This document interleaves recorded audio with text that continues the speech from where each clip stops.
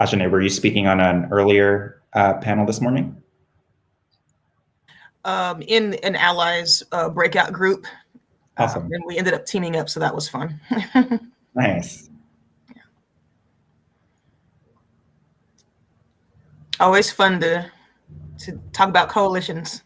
Yes, critical.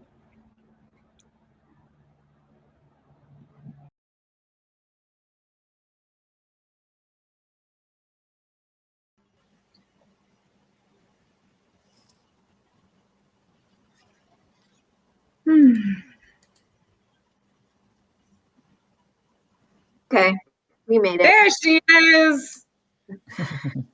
All right, I guess we can start. We have 7 people here, so let's get going. Well, everybody, welcome to the Private Prisons and Profit Motive session. My name is Angie Junck, and I'm with the Heising-Simons Foundation, and I'm joined by 3 amazing leaders, Silky, Shah, Bianca, Tylek, and Claudia, Munoz. And we'll give you a moment in a second to kind of introduce yourselves and your organization. We were hoping here to have a discussion kind of featuring many of the work that you all have been doing for so long, but really using private prisons as an entry point to talking about the larger body of work of dismantling the prison industrial complex. And also just, I know many of you are working on reimagining completely different paradigms of safety and justice that's not appended to punishment. So we're hoping to have that conversation through the lens of private prisons and doing some education about how that lens has been somewhat limiting too in kind of talking about bigger carceral systems. So I thought we'd just kick this off. If each of you could take a couple of minutes to describe yourself and your organizations, maybe talk about what's your mission of your organization, and if there's anything exciting or a campaign in this moment that you want to maybe share for everybody on the call or the video here. So I don't know if anyone wants to kick it off. I'm happy to kick it off just to get us going here.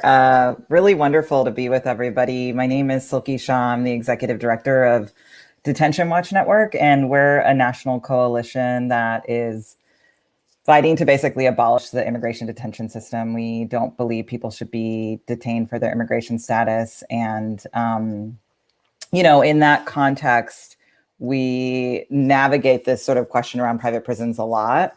And so I'm looking forward to discussing with all of you that question, because I do think it's an important conversation to have in the context of immigration detention, but it isn't the only conversation to have. And there's a lot further we need to go. In terms of a quick campaign to mention, there's a lot of different things that we work on. But right now with Biden in office, we feel that there's more opportunity than there's been actually since DWN's founding in the 90s. To reduce immigration detention, a lot of movement within the immigrant rights movement and sort of general knowledge about the issue of detention that hasn't been out there before, partly because of Trump, partly because of what happened under Obama. And so I think, we're really trying to push Biden to start shutting down immigration detention centers. And we have a campaign called First 10 to Communities, Not Cages, where we're working with folks, including Claudia and other folks, to get certain facilities shut down, both including private prisons and some public facilities as well. So I'll flag that, and I can also link to some of the information about that in the chat, but we'll pass it on to whoever wants to go next to introduce themselves.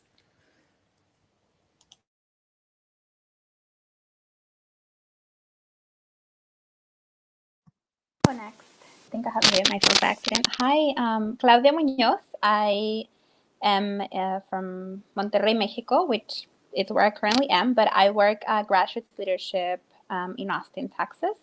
And we are a nonprofit organization that works for a more just society where prison profiteering, mass incarceration, deportation, and criminalization are things of the past. And I do want to say, for me, all of this is very personal, right? Even though about 70% of all ICE detention centers are private, I was detained for a month in a county jail in Michigan with which ICE contracts to detain migrants. And so it's great for me to be talking about this and just use private prison as an entry point because, you know, our work extends much broader than that. Currently, something that we are working on, as you know, all of these exist in different levels. And so here locally in Austin, Texas, and, you know, Texas, it's a huge problem in many areas, but especially when it comes to incarceration, both on criminal justice and immigration.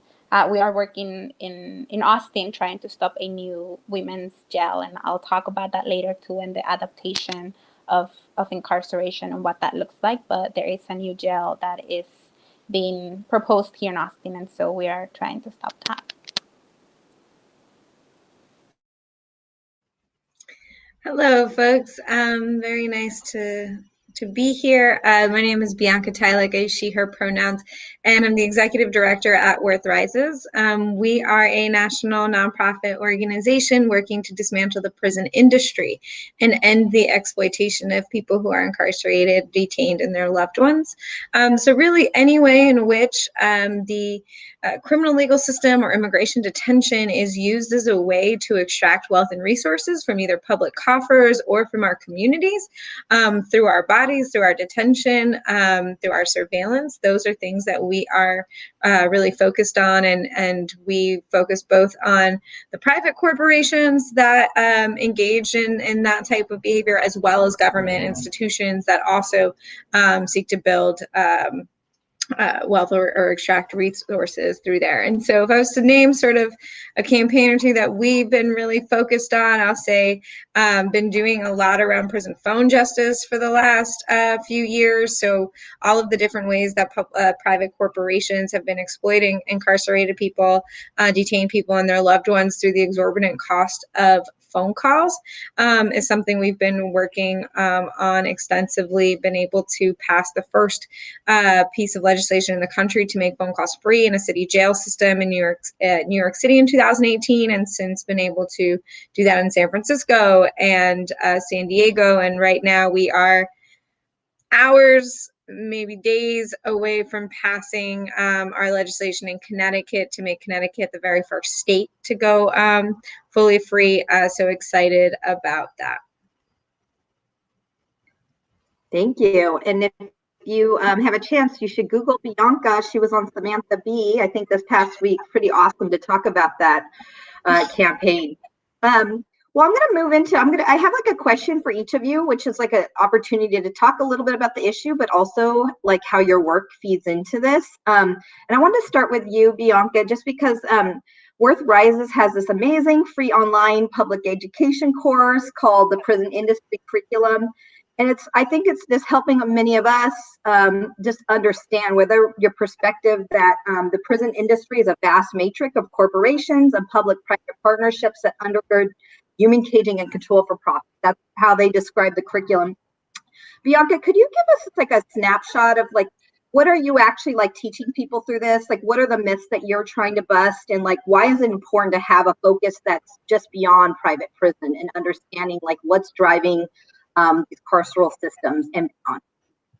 Absolutely. Thank you so much, Angie. So yeah, so for the last 3 months, and we actually just wrapped it up, the live sort of version of it this week, but it will now live on forever. And so we really encourage people to pick it up as a resource. We wrapped up the curriculum. The curriculum is based on our December report, the prison industry, how it started, how it works, how it harms, which really details sort of the beginnings of the industry. And we actually just got these like lovely print versions that you can now order. It's a textbook of sorts, and really gets into the prison industry and everything that it is. So obviously, like if you ask the average person walking around the street, like when you think of prison privatization or profiteering in prisons, what do they say? And for the most part, we'll get people who mention private prisons, who will have some inflated perception of how many prisons or jails in our country are privatized in their operation. Maybe you'll get somebody who says prison labor, and that's probably as far as it goes, right? And the reality is that the prison industry is huge. It's an $80 billion industry, of which only about $5 billion of which is private prison operation. And so you have a whole host of other businesses that are engaged in this. And as I said earlier, not just businesses, but also government institutions that are partnering with these private businesses. And so, we back in between 2018 and 2020, every year we were publishing a report with data about the over 4,000 companies that we've identified that operate inside of prisons and jails. And it's not just the full operations, but even facilities that are publicly operated, which means, they're operated by a local sheriff or a warden or a state commissioner.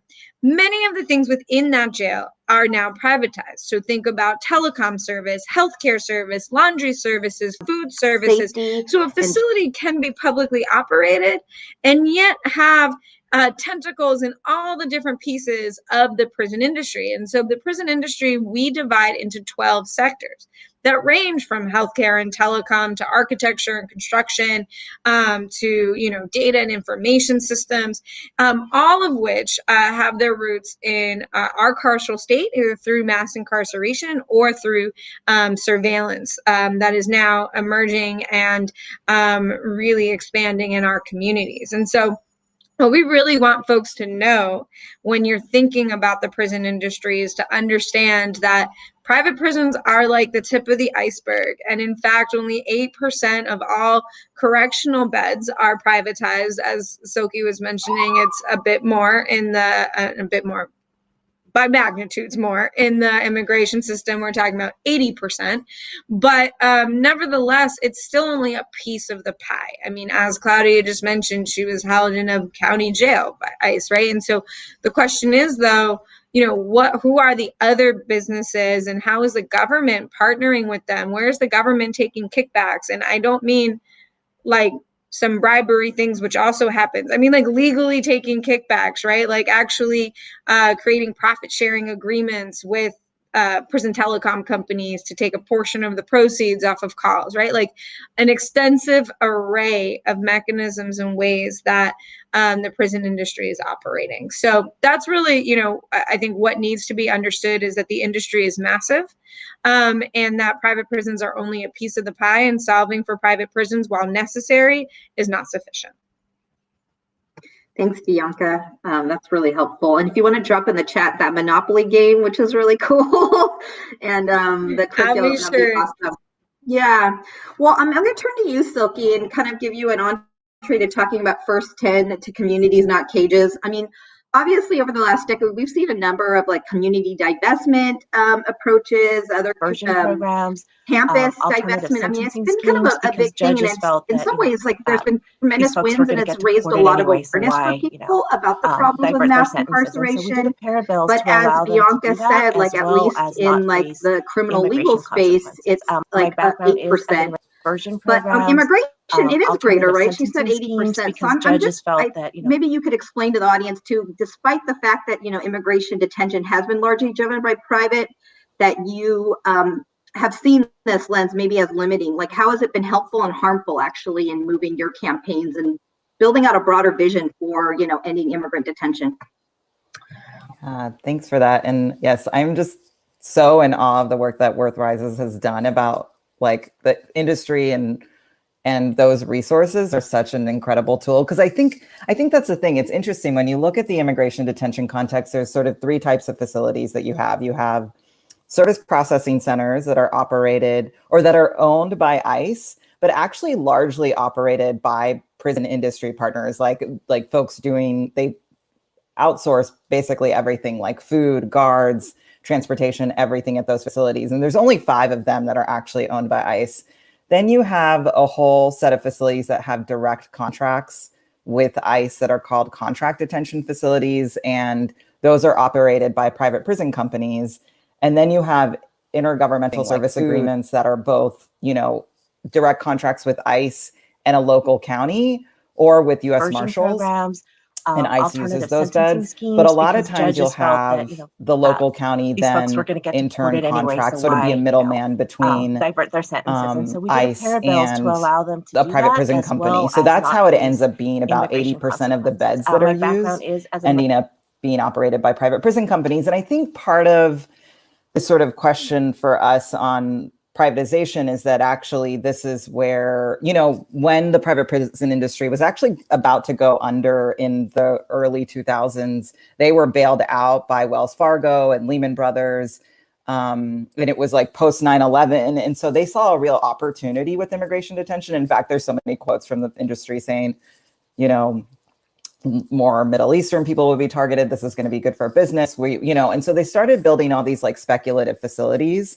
And then, you know, as Bush and then Obama and then of course Trump started expanding detention more and more, which is what we've seen over the last 20 years, these facilities were there for them to use, and it was easy for them to use. There was also this sort of revolving door between judges officials at ICE and DHS also working at some of these companies. And, you know, a lot of the perspective of ICE has been, well, you know, they're willing to work with us to make these conditions better and et cetera. And it's sort of true, because the fact is the county jails often are so terrible and they're not meant for longer term stays. And people will spend anywhere from 30 days to years in ICE detention for facilities that are meant for really short-term stays. And so, you know, it's a complicated question when it comes to ICE detention, because ultimately the problem here is the government. I think a lot of people are hesitant to blame the government for the problems that we have in our society, but ultimately this is about, you know, this administration, past administrations in Congress making these decisions to expand detention in this way and seeing private prisons as a place to go. And a lot of folks are like, okay, well, we have to target the private prison companies. There are opponents on this. And it's actually like, no, the government is making all of these decisions. They can get out of all of these decisions, and they're where we need to put the pressure. Yes, it's been true that definitely private prison companies have lobbied to have harsher immigration laws and et cetera. But I do think that, you know, there is, so like the risk here is if we focus only on the private prisons, there's this narrative that comes out that the public facilities are better. And as Bianca said, actually all those public facilities outsource to a prison industry as well. And that's a problem. And ultimately, I think this goes back to our real question of what do we want to do here when it comes to a society, a country that focuses on incarceration solely as like a model for, at least in the immigration context, for people going through their immigration proceedings. There's a lot more to say on sort of the criminal legal system context, which is such a problem. But at least in this context, it's like literally the only purpose for people to be in ICE detention is to show up to their hearing, to be in compliance with immigration law. And, you know, I think a lot of folks think of it as like housing or something else. And it's like, no, actually what we need to do is end the system and support people who are going through their immigration proceedings and not put them in these cages that are so harmful and that have led to deaths and a lot of egregious violations and the spread of COVID-19 dramatically. And if we focus only on the private prison piece, I think the narrative is, oh, maybe public facilities are better. Oh, maybe we can expand there. And then they will end up using a lot more of these county jails. So that's not a good thing either. I do think that ending the use of private prisons by, like if Biden were, you know, Biden said a couple of weeks ago that he was against private detention. I do think it is a non-reformist reform. Like it's something that will help us get closer to ending immigration detention. I do think like getting rid of the private prisons is like one step. It's not the only step, and there's a lot of risks there, but it's one of the steps. And I think it's something that we want to happen and understand the risks there. But, you know, I think based on the recent executive order from Biden on phasing out private prisons, he left out ICE very specifically. And so I don't think there is actually intention from this administration so far to get rid of this model.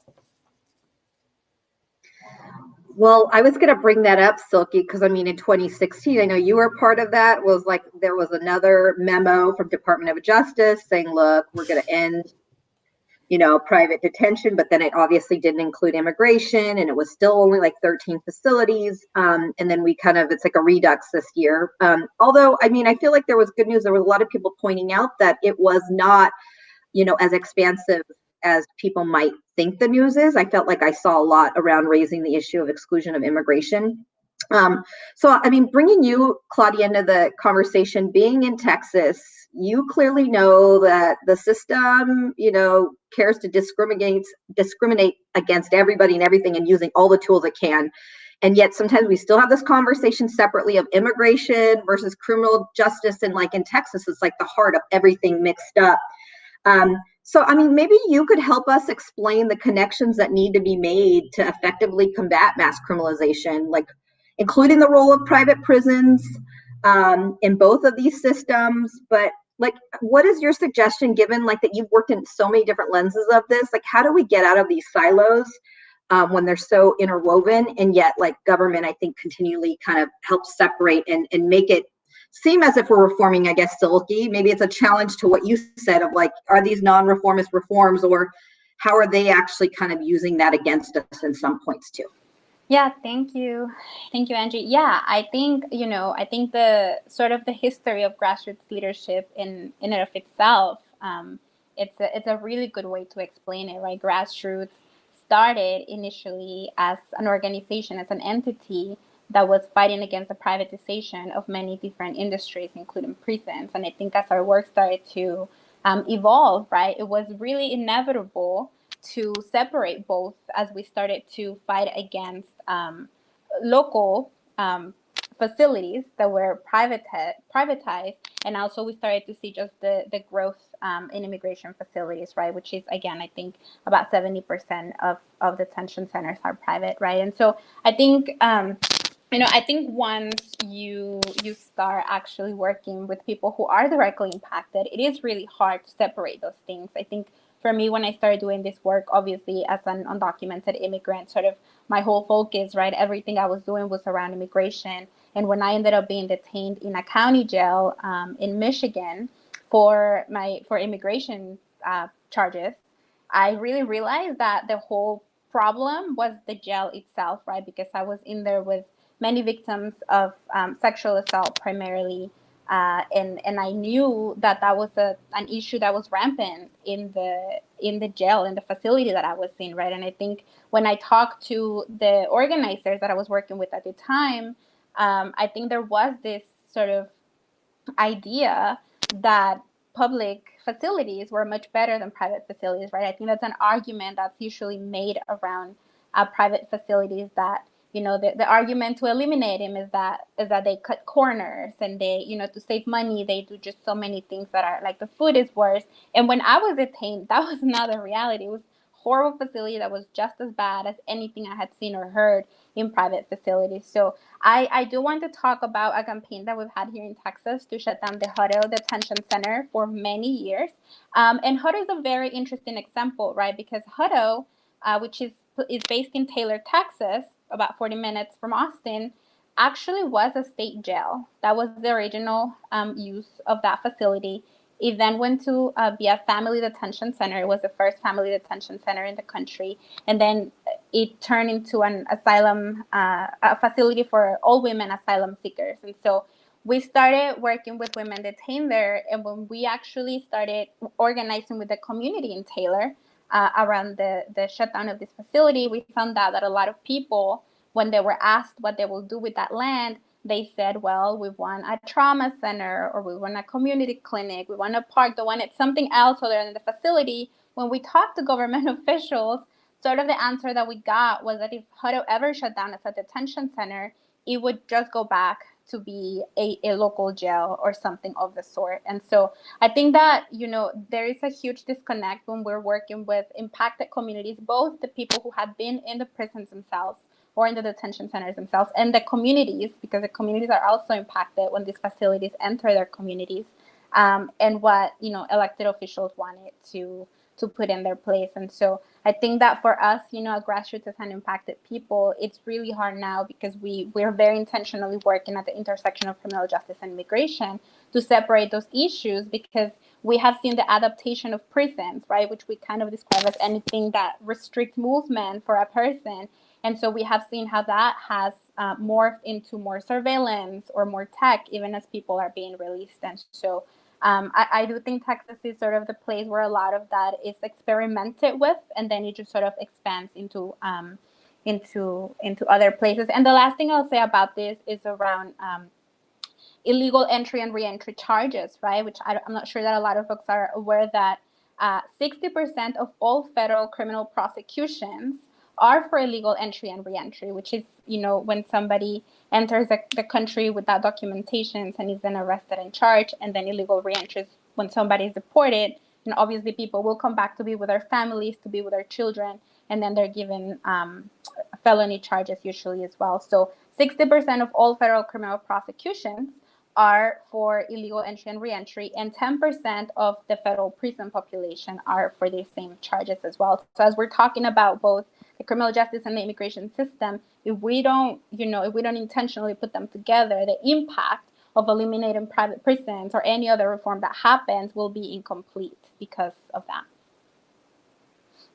Yeah, I wonder if you had thoughts, Silky and Claudia, about that, just as like, if we're thinking about like, even at the federal detention level, like we wanted to like shrink that even on the criminal side. But the fact is that most people are in there are Latinx, the subject of this conference, and also because of immigration criminal prosecutions.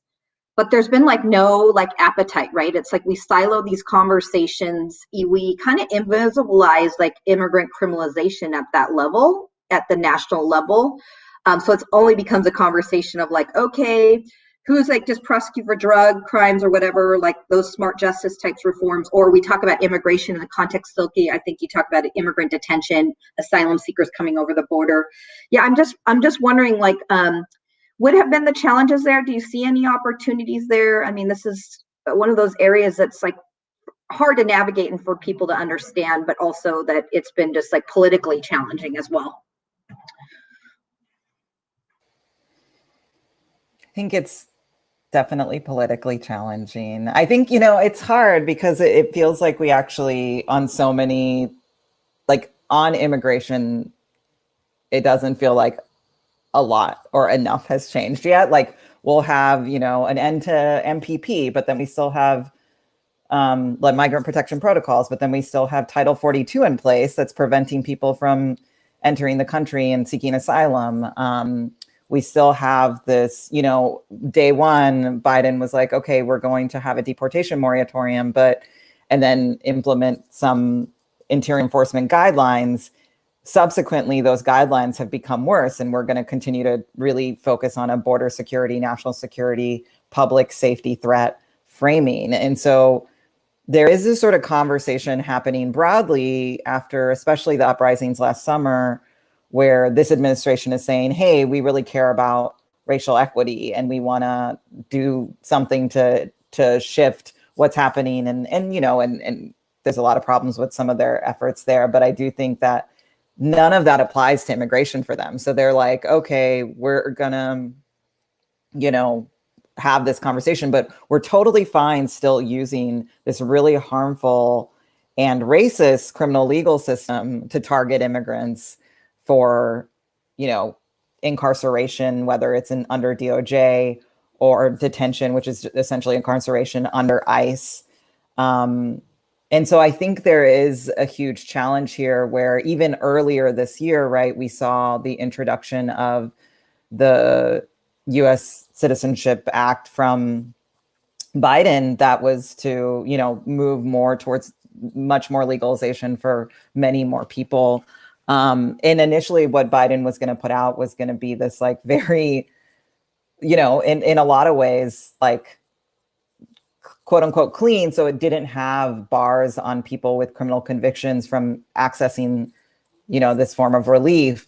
But then Congress came in and said, actually, no, we want to put criminal bars in. And I think that's like a big challenge here where there's still so much work to be done, where there is this piece that is about like in the sort of interior conversation around criminalization of people here, there's criminalization of people at the border, and we haven't been able to move that needle as much. I think that the family separation crisis moment was like a moment to do a little bit of that, and some of it moved, but we're not, like already like people are backtracking. And because, in so many ways, the Republicans have used this as like the scapegoat thing to focus on, and the Democrats are really hesitant. It's been really hard to see real changes on immigration in this context.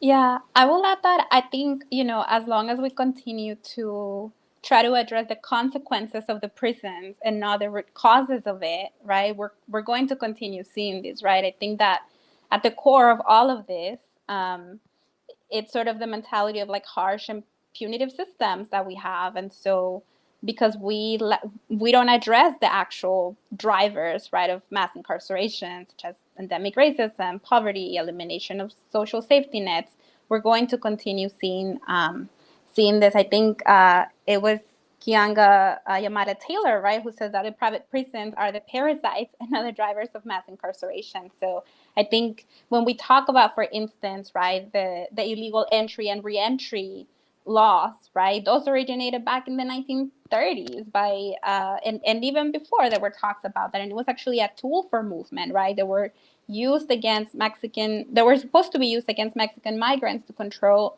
the flow of movement of when it was convenient to have them in the U.S. as labor, and then when it was not. And so then it became a weapon, to be used against them. And so I think that we keep talking about private prisons, which for me is limiting because, again, it's just another adaptation of the prison of any form. And so now we are seeing, particularly right here in places like Austin, which is now called like the Silicon Valley of the South, horrible name, we hate it, but we continue to see tech surveillance and other things that are just the adaptation of the prisons as they exist. And so as long as we continue to just look at the consequences and other causes, right, that's going to continue to be a challenge, I think.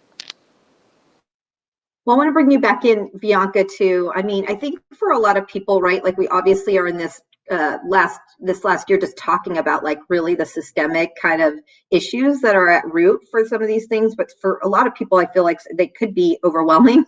Like, how do we dismantle with like the long view and our ultimate vision in mind? And I think there's a lot of questions along that pathway, right? Of what are the correct ways or effective ways into dismantle, like what you're saying is like undergirded all of these systems for, the last century or so. So, I mean, I wonder, like, Bianca, do you have, ideas for people? Like, what are some of those like opportunities? What are the things that people have to analyze, if they're in positions of power now, like what they're doing, and like, how does this kind of all add up in terms of a long game of like looking at these investments and profits and the expansion of the carceral systems? Yeah, so I think, when we think about dismantling the system, one of the things we think about is that there's like enough blame to go around. So, the private prison companies, they need they need to get smacked around a little bit. Like the government needs to get smacked around a little bit, right? All the other private vendors, they need to get smacked around a little bit too, right? At the end of the day, everyone's making decisions to profit and like prop up this system, right? So whether it's like the government saying like, holding the industry's hand and sort of ushering them in and allowing for detention to happen and all of these things, or it's the private corporations taking advantage of, those systems and participating in lobbying, campaign financing, it's a little bit of everybody, right? And so what can we do? We can do a lot of the things that, folks like Silky and Claudia are doing, and like challenging those government institutions to change the way in which they look at immigration and to, stop detaining people who are crossing the border. We can also target the corporations, right? And one of the things that it makes me think there was an example very recently of something that was done that was really successful, which is down in Alabama. Core Civic, one of the largest private prison corporations in the country, just entered into an agreement with Alabama Department of Correction and Alabama State a few months ago to build new prisons, 3 new mega prisons down in Alabama.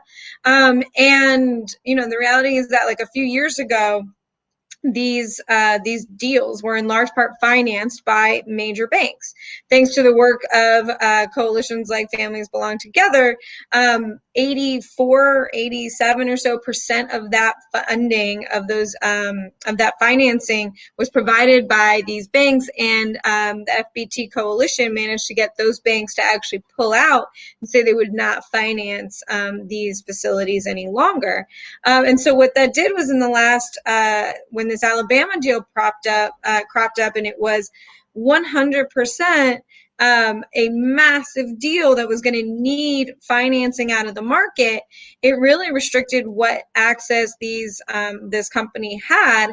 And so they went and orchestrated a wild deal to raise, over $1 billion out of the market, thanks to the organizing of folks on the ground in Alabama in partnership with organizations like WorthRises and Presente and Candid Group and investor groups that are doing socially responsible investing.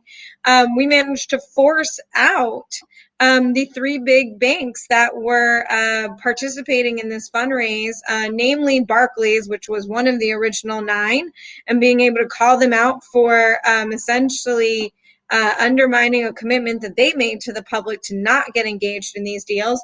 And then 2 other banks that weren't part of that original 9, but we were able to pressure out KeyBank and Stifel. And so without those 3 banks, CoreCivic can't build that facility. And so right now they're in a difficult position where that whole deal is on hold because they need $1 billion and no one wants to give it to them. At least no one wants to give it to them publicly. And so with that, we're watching those kind of things and trying to figure out, how can we get in the way and say, we get that y'all want to make money, but we're just not going to let you, right? Not on our watch. And really pinpointing vulnerabilities in these corporations, which, in response to everything that's happened in the last year or so around racial justice issues, social justice issues, these corporations are much more sensitive, not the private prison corporations, but these financing banks and others are much more sensitive to public pressure. And so we need to use those opportunities. So I would say, to folks there's actually a lot of ways you can stop a prison from being, constructed and tear down contracts and do all of those things. And there are activists and organizers around the country doing that work.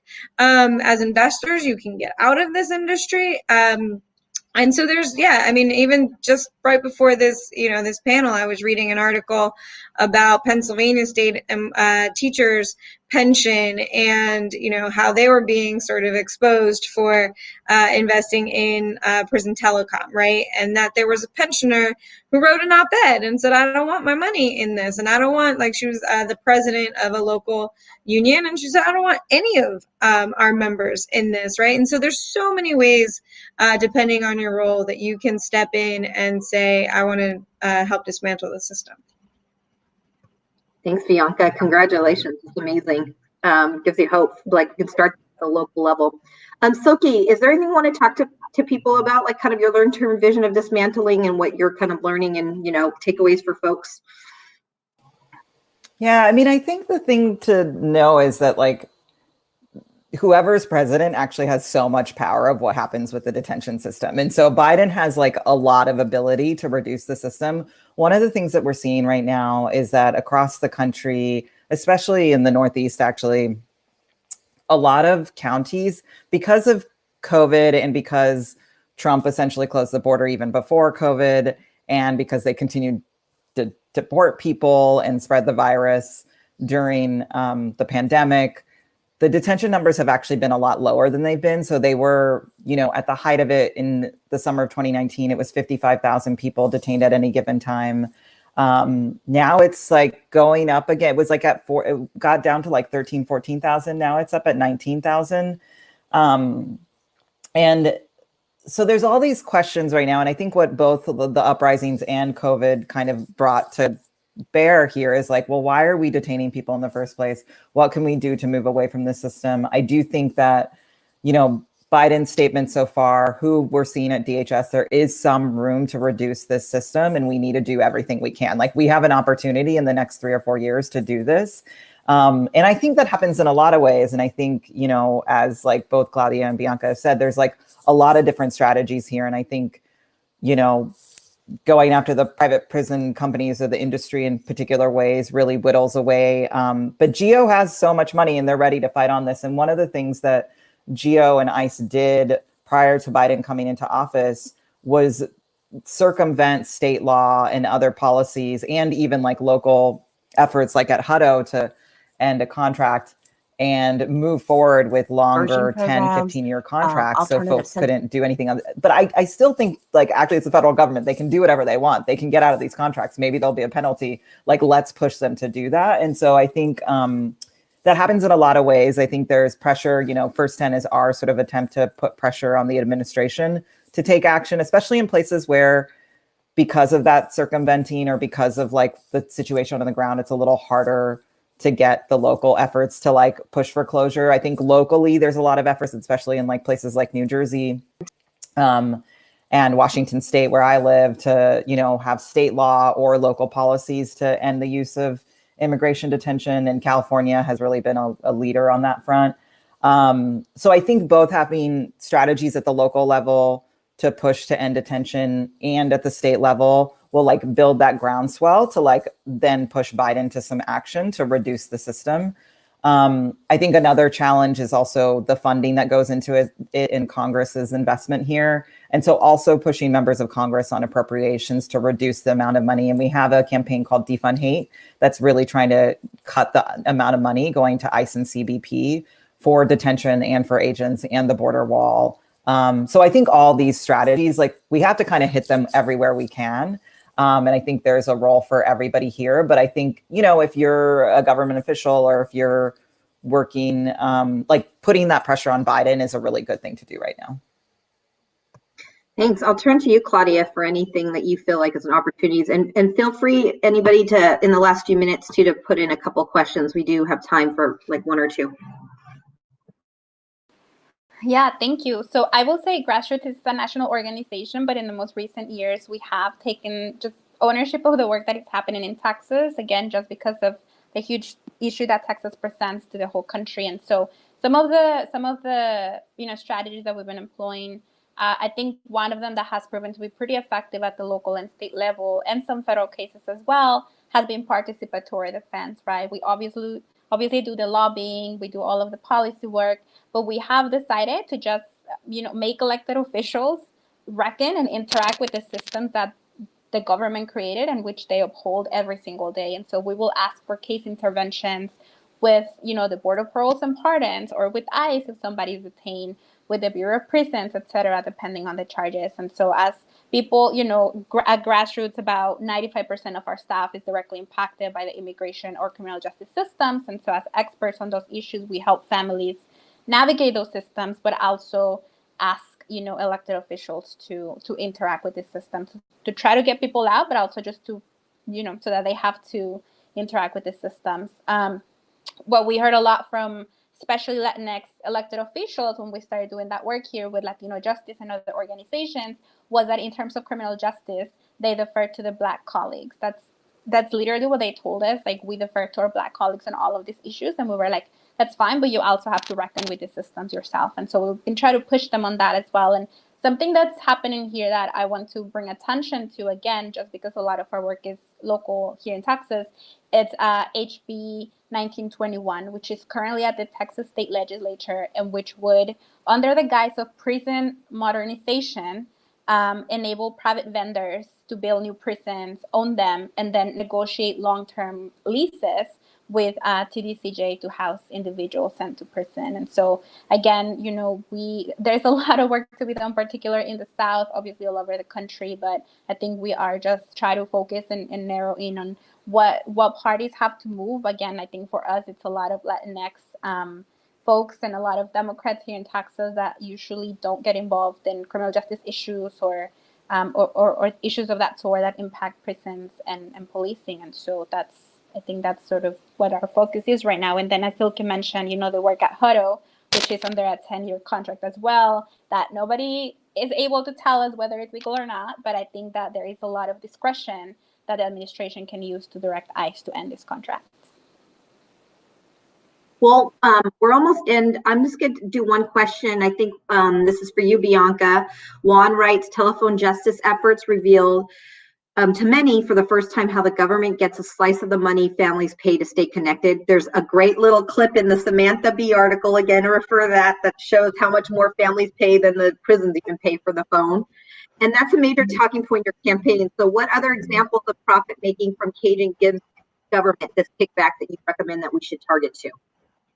Yeah, great question. So there are a lot of different models wherever, like the best way to look for it is like wherever there is a charge happening to families, more than likely there's like a part of that charge that's going to the government. So if it's being charged by a private corporation, so commissary, a lot of commissary has markups on it that go to the government.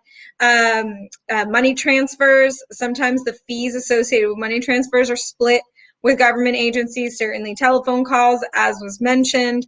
All of those different, sometimes medical co-pays, those are fees essentially collected by the government. And then there's a ton of just fines and fees, right, that are like assessed by the system all the time. Probably one of the most egregious, I'll just say in closing, is probation and diversionary programs, like the idea that you have to pay to be diverted, right, that the only way you can be diverted from serving time and being incarcerated is to pay for a diversion program. And in some cases, those fees that are paid to the private diversion programs are also split with like prosecutor offices or the courts. So there's a lot of different, places where private corporation not just like helps lift a cost from the government, but then actually creates a revenue source for the government through that interaction. It's pretty atrocious. Unfortunately, yeah, thank you. Unfortunately, our time is up.